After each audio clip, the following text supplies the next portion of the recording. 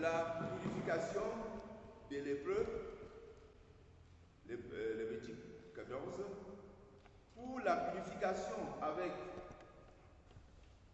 l'accouchement, après l'accouchement, je veux dire, pour la purification après l'accouchement, Lévitique 12, pour la consécration d'un prêtre, Lévitique 8, verset 9, les prémices des animaux du troupeau et des récoltes devaient aussi être régulièrement offertes à Dieu. Le vin, l'huile, l'encens pouvaient aussi constituer chacun en lui seul une offrande. Il y avait également l'offrande de farine, Lévitique 2. La farine devait être sans levain, image de la pureté et de la sainteté. Les sacrificateurs devaient s'en nourrir à travers la farine. On peut voir un symbole de l'offrande parfaite de Christ à Dieu dans sa vie, Ephésiens 5, verset 2, tandis que l'Holocauste le représente dans sa mort, Lévitique 2. On devait ajouter à l'offrande de farine de l'huile, de l'encens et du sel. On versait enfin de l'huile sur la farine. Tous les symboles nous rappellent par leur nombre les significations et le soin qu'on leur apportait. Le pain, principale nourriture des hommes, le vin qui les réconforte et réjouit leur cœur, l'huile, image de la richesse et symbole constant du Saint-Esprit, sont tous ensemble symboles de la richesse qui appartient à Dieu seul. Les prémices des récoltes et du bétail étaient offertes à Dieu en signe de reconnaissance et de consécration.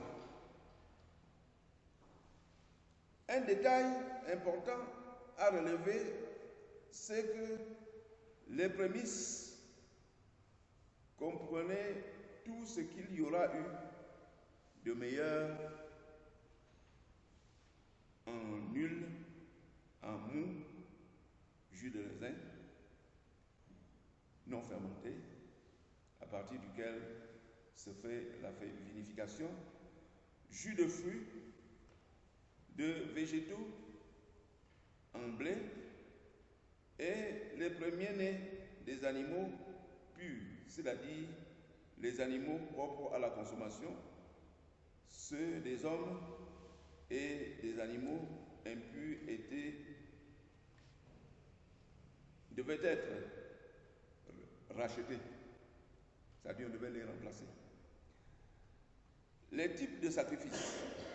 Il y avait 4 types de sacrifices.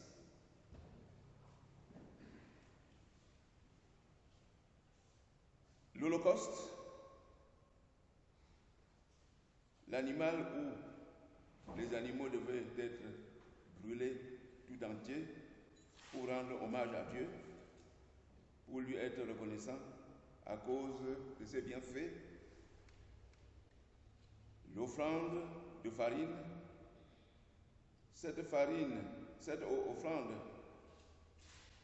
accompagnait les holocaustes ou était faite seule. Les sacrifices de communion et d'action de grâce. Ces sacrifices étaient associés à l'expiation. Souvent, elles étaient suivies d'un joyeux repas de communion célébrant le pardon. À la même catégorie appartenaient également les offrandes liées aux vœux offertes en accomplissement d'une promesse faite à Dieu et des offrandes volontaires. Le quatrième type de sacrifice comprenait les sacrifices de culpabilité ou de réparation et les sacrifices pour le péché. Les sacrifices de culpabilité ou de réparation concernaient les péchés commis contre le prochain, tandis que les sacrifices pour le péché concernaient les fautes commises contre Dieu. Les animaux offerts avaient, selon les circonstances ou les positions sociales de la personne,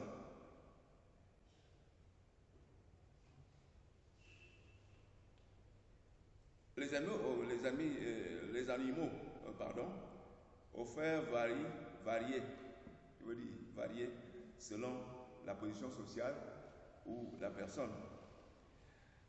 Un taureau était offert pour le grand prêtre et la communauté, un bouc pour un chef, une chèvre ou un agneau pour une personne ordinaire, des sauterelles ou des pigeons pour les pauvres. Les dîmes. Les dîmes des récoltes et du bétail étaient aussi associés aux offrandes au Seigneur. Lévitique 27, 30 à 33. Ces dîmes servaient à l'entretien des Lévites. Les Lévites étaient ceux qui s'occupaient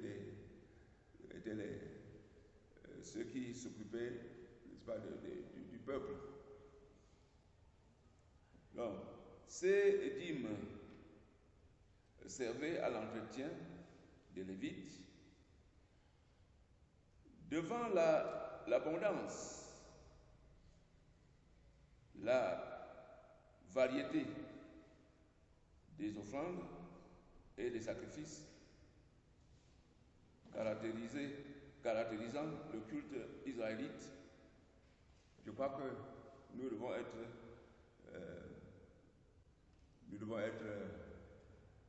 nous voir chiches.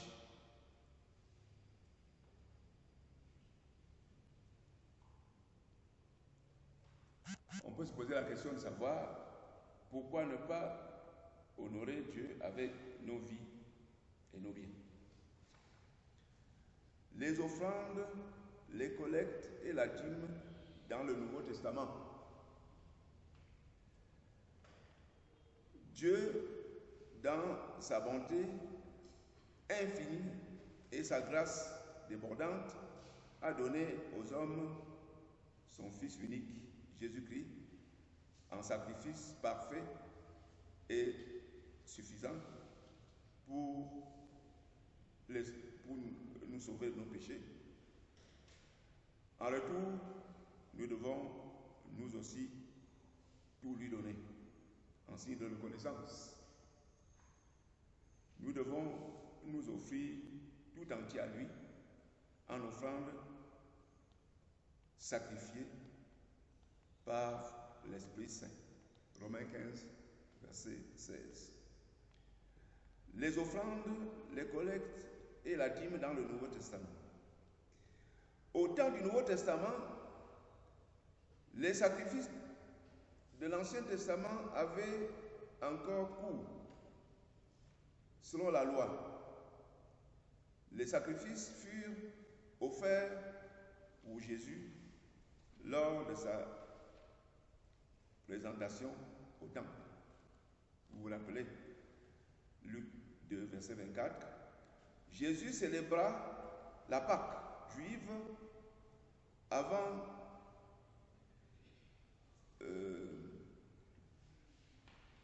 d'instituer la Pâque chrétienne qui devait surpasser cette Pâque juive. En instituant la Pâque chrétienne, Jésus a mis fin à l'ancienne alliance. Ayant tout accompli par son ministère, les sacrifices de l'Ancien Testament n'ont plus de place dans l'Église chrétienne, car Jésus s'est donné à Dieu en sacrifice d'expiation une fois pour toutes. Désormais, seules les collectes et les offrandes ont place dans la vie de foi, ainsi que les divers dons que nous devons donner à l'Église pour faire avancer le règne de Dieu parmi les hommes. La dîme. Dans les évangiles, pendant la période transitoire, c'est-à-dire la période qui précède l'Église, elle est pratiquée. La dîme est pratiquée. Elle est même approuvée par notre Sauveur Jésus-Christ. Mais lorsqu'on lit le livre des Actes des Apôtres, on constate qu'on ne la mentionne plus. Les premiers chrétiens vendaient plutôt leurs biens et apportaient le produit aux apôtres en vue d'un partage équitable entre eux. Acte 2, verset 44, verset 45, Acte 4, verset 32. Dans les épîtres,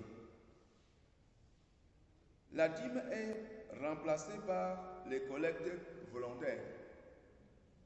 Chacun donnait selon ses moyens pour aider les chrétiens de l'église mère de Jérusalem tombés dans la pauvreté après les persécutions et la famine.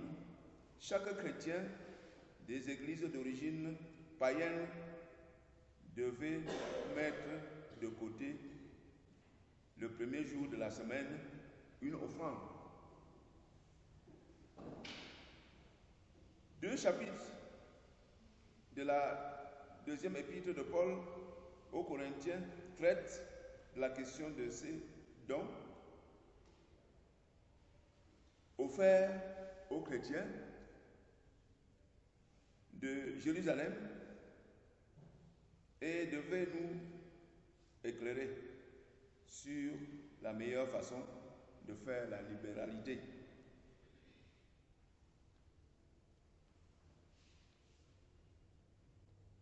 « 2 Corinthiens, chapitre 8 et 9.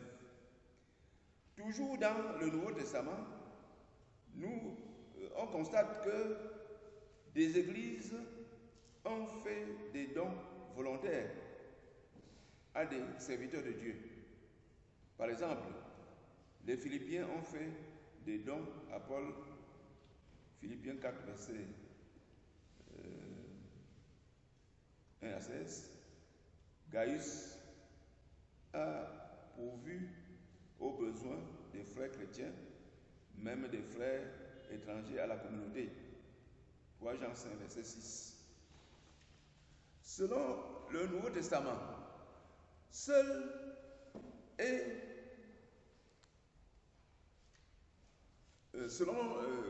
le Nouveau Testament, donc, Quel est le rôle de l'argent donné par les chrétiens à l'Église? Telle est la question à laquelle nous allons nous atteler à répondre maintenant. Jésus demande à ses disciples qu'il envoie en mission de ne prendre, je le cite, ni or, ni monnaie. De ne pas prendre même le sac pour le voyage, ni 2 habits, ni souliers, ni bâton, car l'ouvrier mérite sa nourriture. Fin de citation. Marc 10, verset 29 à 30, Luc 10, verset 4 à 7, Marc 6, verset 8 à 9. Paul rappelle aux Corinthiens ce principe selon lequel, je cite, l'ouvrier mérite son salaire. Fin de citation. Lorsqu'il dit, je cite, ne savez-vous pas que ceux qui remplissent les fonctions sacrées sont nourris par le temple? Ceux qui servent à l'autel ont part à l'autel. Fin de citation. Et il ajoute, je cite, de même aussi, le Seigneur a ordonné à ceux qui annoncent l'évangile de vivre de l'évangile. Fin de citation. 1 Corinthiens 9, verset 13 à 14. Cette déclaration de Paul fait écho à cette disposition de la loi de Moïse. Je cite, tu n'en muselleras point le bœuf quand il foule le grain. Fin de citation. 1 Corinthiens 9, verset 9, confère Deutéronome 25, verset 4. L'argent que nous donnons à Dieu est donc destiné à l'extension du royaume de Dieu, à la construction et l'entretien des temples presbytères, à l'extension du développement de toute entreprise de témoignage chrétien.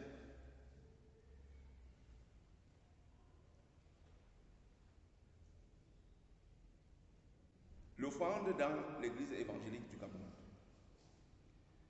L'Église évangélique du Cameroun, comme toutes les églises chrétiennes, vit matériellement des dons que les membres qui donnent pour l'accomplissement, qui se donnent pour accomplir l'œuvre de Dieu. Statutairement, on peut citer les offrandes dont le montant par chrétien est laissé à la discrétion de chaque région et même de chaque paroisse selon le nombre de ces chrétiens et leur pouvoir économique et par rapport à la cible fixée par la caisse centrale et la région pour la paroisse. B. Les collectes spéciales dont le montant peut être fixé ou pas. Ces collectes sont envoyées directement à la caisse centrale de l'Église en totalité ou en partie pour un besoin précis, orphelins, ouvriers, ecclésiastiques, retraités, veuves et orphelins de ceux qui sont décédés, culte d'enfants, mission, etc. C'est les Collectes ordinaires. Les collectes ordinaires sont des dons ordinaires sans montant précis, offerts par les chrétiens à chaque service cultuel.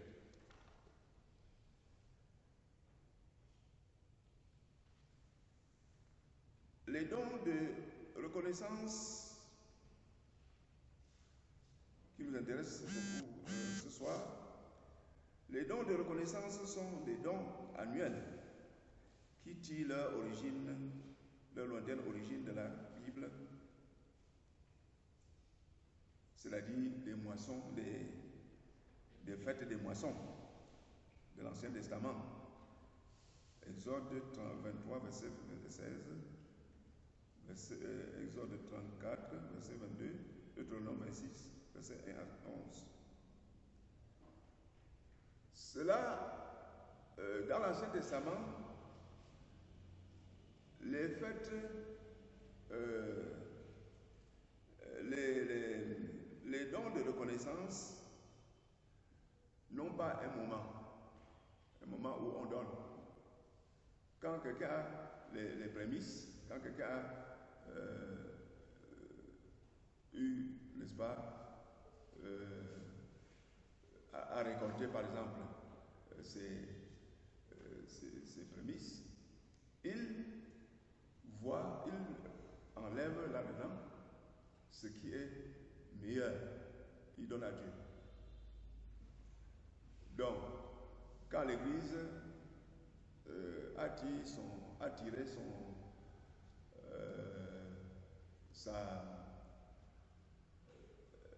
a voulu faire un peu comme l'ancienne alliance, elle a décidé de fixer son temps. L'Église fixe son temps selon les régions, peut-être même selon les régions, surtout selon les régions. Mais ça ne ressemble en rien à ce que les chrétiens de la Bible, l'Ancien Testament faisaient. Les dons de reconnaissance sont offerts par chaque chrétien une fois par an en signe de reconnaissance pour tous les bienfaits dont le Seigneur l'a gratifié tout au long de l'année en cours. La périodicité de ces dons est fixée par la région ou même par district ecclésiastique dans les zones rurales. On les fixe. Dans les zones rurales, par exemple, on les fixe par rapport aux récoltes des vivres. Le montant n'est pas fixé, mais il doit représenter quelque chose de précieux et digne d'un don offert au roi des rois. Pour être proche de ce que les anciens chrétiens, les chrétiens de l'Ancienne Alliance faisaient, c'est-à-dire prendre seulement ce qui est très important, ce qui est bon, ce qui est précieux pour donner à Dieu, pour être donc proche d'eux. Souvent, les dons en nature sont associés à de l'argent liquide. Toutes les offrandes suscitées sont salutaires, c'est-à-dire prévues, sont statutaires, je veux dire, c'est-à-dire prévues par les textes qui régissent l'Église et chacun doit donner sa part. Chacun doit en donner.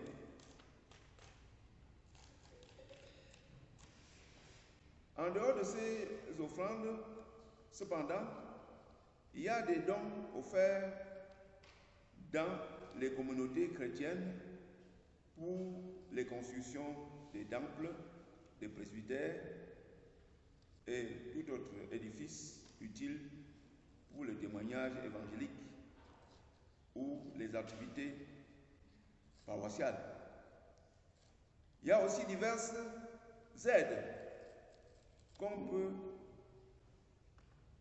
collecter pour soutenir les nécessités ou pour les œuvres sociales de l'Église. En dehors de toutes ces offrandes, donc, il est possible et même souhaitable que chaque chrétien consente librement d'offrir une part de son argent à l'Église ou qu'il offre des dons en nature chaque fois qu'il le juge nécessaire pour que l'œuvre de Dieu ne soit pas freinée par manque de moyens matériels et financiers. Il ne faut pas non plus oublier l'aumônier que le chrétien peut soutenir. Est-ce que les païens peuvent participer à l'œuvre? Est-ce que le païen peut donner une partie de son argent à l'Église pour son avancement? À mon avis, en matière d'offrande, lorsqu'il s'agit d'associer les païens et les non-chrétiens en général, les avis sont partagés. Mais objectivement, l'offrande étant l'expression de la foi en Dieu et la reconnaissance du sauvé envers son sauveur, on ne saurait solliciter la participation d'un non-chrétien. Parce que il peut se dire que s'il donne l'argent, s'il a donné l'argent, ça suffit, ça lui suffit pour être sauvé. Donc c'est assez délicat. Mais les avis sont partagés.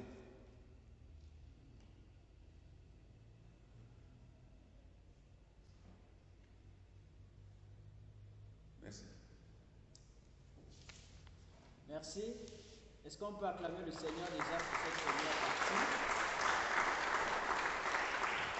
qui nous a situés sur les offrandes d'une manière globale dans l'Ancien Testament et dans le Nouveau Testament et nous a fait un bref aperçu sur comment est-ce que les choses se déroulent au sein de l'Église évangélique du Cameroun. Disons merci pour cette première partie. Sans tarder, nous allons passer la parole à l'ancien Djamkou César pour aborder les deux prochains points de ce moment. En quoi le don de reconnaissance peut être considéré comme une adoration? Et comment préparer son offrande de reconnaissance pour glorifier Dieu? Pas César, vous avez la parole. Merci, pasteur. Bien-aimés, abordant ces deux sous-thèmes, je vais commencer par le premier sous-thème. En quoi le don de reconnaissance peut être considéré comme une adoration? Je vais un peu revenir sur la notion du don de reconnaissance. Seulement un peu. Ensuite, je vais dire ce que veut dire adoration. Et je vais montrer que le don de reconnaissance peut être considéré comme une adoration. Ensuite, nous passerons à comment le préparer pour qu'il réjouisse le cœur de Dieu. Au fait, dans la première partie, le papa présenter l'ensemble, mais je voudrais circonscrire le don de reconnaissance. Le don de reconnaissance a été pratiqué par le peuple juif, c'est vrai. Et Dieu l'a institué comme une fête. C'était la fête de récolte. Au départ, c'était la fête des récoltes. Le peuple de Dieu lui apportait les premiers fruits de leur travail ou de leurs activités, comme il a dit.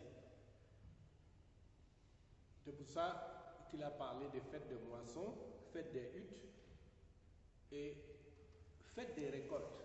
Parce qu'il y a également la fête des récoltes. Il y a les trois fêtes là. Tout ça représente les fêtes de récolte. Que l'on soit dans Exode 3, à partir du verset 10, Lévitique 23, Deutéronome 16. Pourquoi cette fête? C'est le pourquoi de cette fête qui m'intéresse. Parce qu'on va partir du pourquoi de cette fête pour se retrouver dans le Nouveau Testament. C'est une fête en l'honneur de l'Éternel, nous disent Lévitique 23, 39 et Ézéchiel 45, 25. Et une fête ouverte à toutes les nations. Zacharie 14, verset 1. En réalité, c'est la fête des offrandes. La fête des récoltes, c'est la fête des offrandes. Et le papa a signalé cela. Mais pourquoi appelle-t-on cela don de reconnaissance? On l'appelle don de reconnaissance parce qu'on ne veut pas rentrer sous l'ancienne alliance, se positionner. Mais quand on regarde bien la fête de récolte, les motivations n'étaient pas du fait de l'alliance. Ce n'était pas du fait de l'alliance. On apportait les offrandes de récolte par réponse à l'amour de Dieu. Car tout ce que nous avons vient de Dieu. Tout ce que nous avons est grâce de Dieu. Acte 17, les versets 24 à 28. Dieu est la source de toute richesse. 1 Timothée 6, verset 17. Donc, la fête de récolte, les offrandes de récolte, c'était par gratitude, par amour, par reconnaissance. Et exprimer le fait que donner est un privilège. Donner à Dieu, c'est une grâce. Tout le monde ne donne pas à Dieu. Je voudrais éclairer cela pour dire que l'Église évangélique qui reconnaît que nous sommes dans l'économie de la grâce n'utilise plus le terme fête de récolte. Nous faisons les dons de reconnaissance pour trois raisons. Par amour pour Dieu, par reconnaissance, gratitude. Parce qu'il est Dieu et c'est lui qui fait toutes choses. La gratitude, l'amour ne sont pas liés à une alliance. Si nous sommes d'accord pour cela, on peut poursuivre sans problème. Donc, parce que nous continuons à aimer Dieu, à être reconnaissants,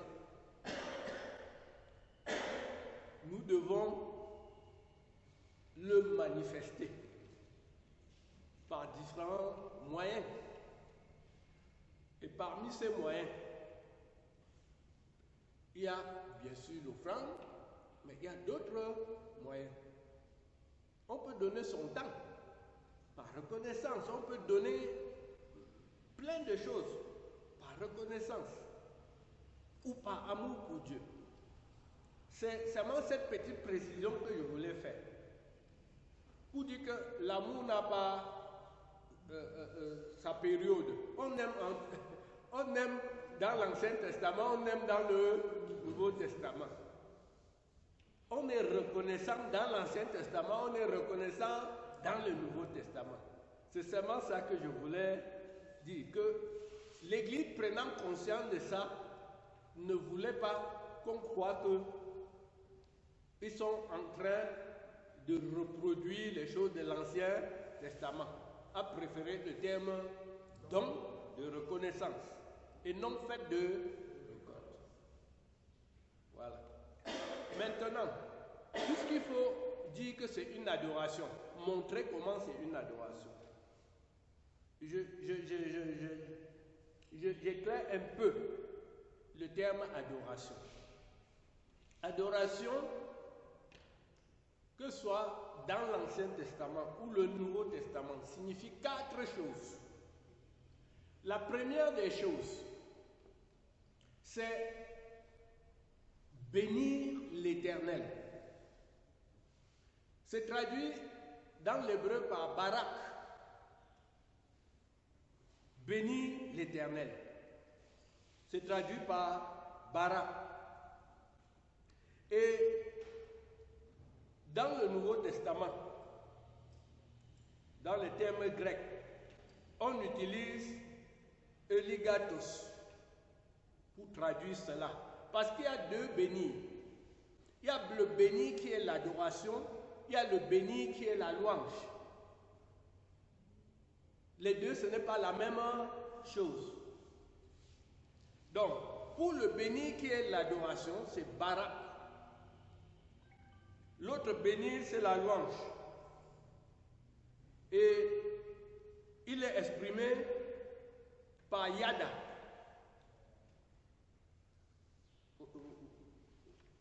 C'est ça le temps. Je n'ai pas le temps. Je connais seulement le mot. D'accord. Ça, c'est la première expression de l'adoration.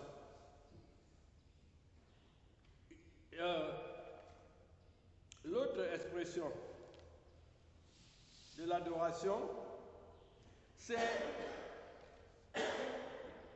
une expression profonde de notre amour pour Dieu.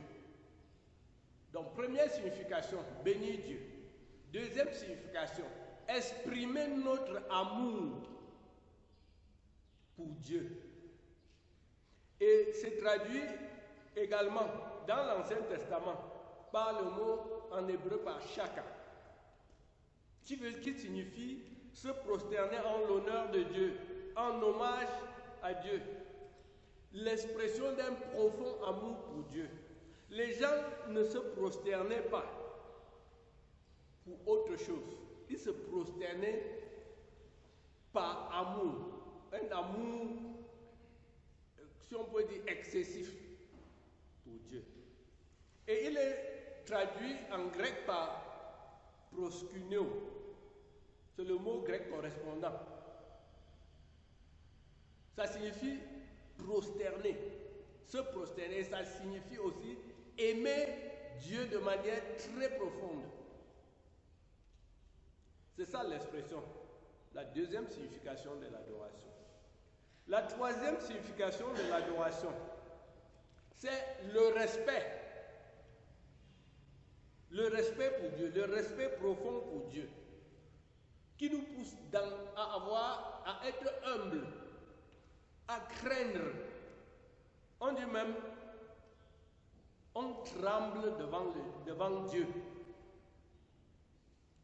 C'est une expression de l'adoration. Et on le fait pourquoi? Parce que Dieu, la sainteté de Dieu l'impose. La puissance de Dieu l'impose. Nous sommes la créature. Donc, ce respect très profond qui nous fait trembler devant Dieu, c'est la troisième signification. Et il est exprimé en hébreu par Segat,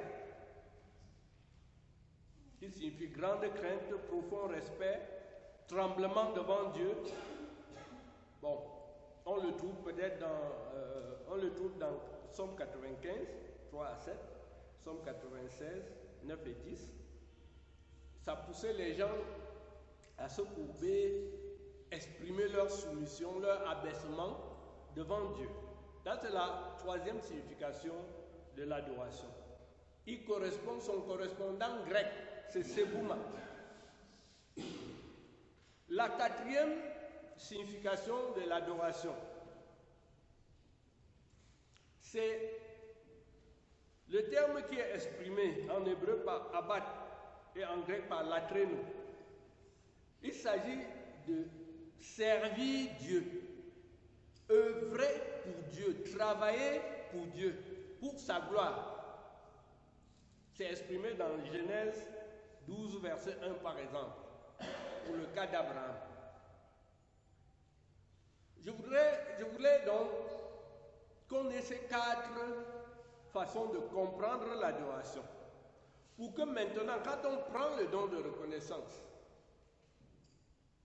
pour dire que le don de reconnaissance est comme une adoration, qu'on puisse rattacher cela aux différentes significations de l'adoration.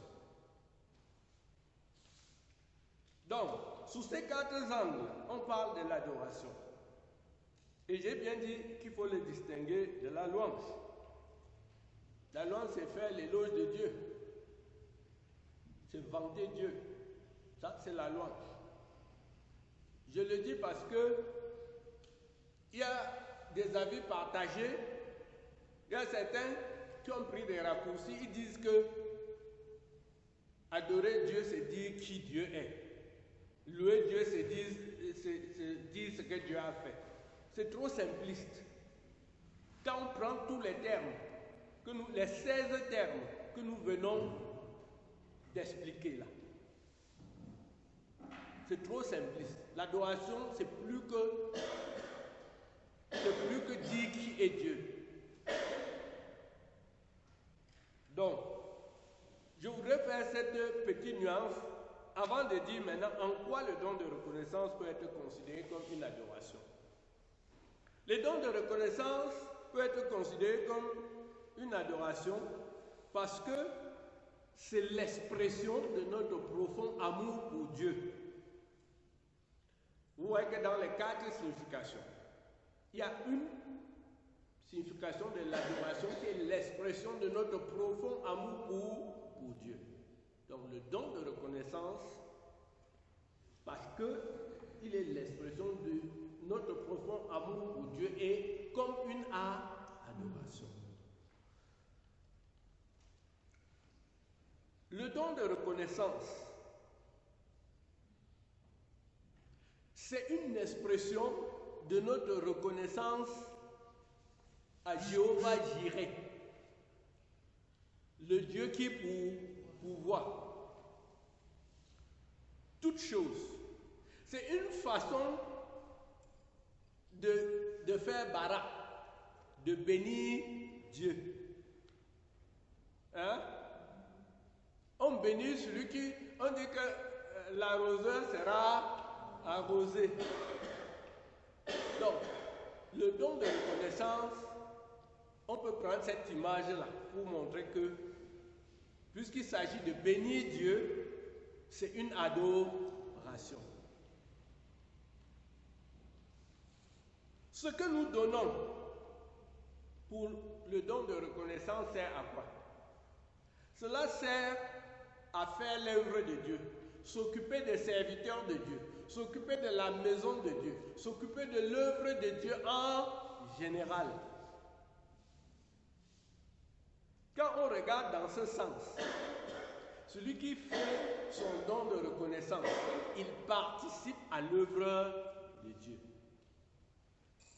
Cela nous ramène à penser que le don de reconnaissance peut être comme, on peut dire que quand tu fais le don de reconnaissance, tu es en train de servir Dieu.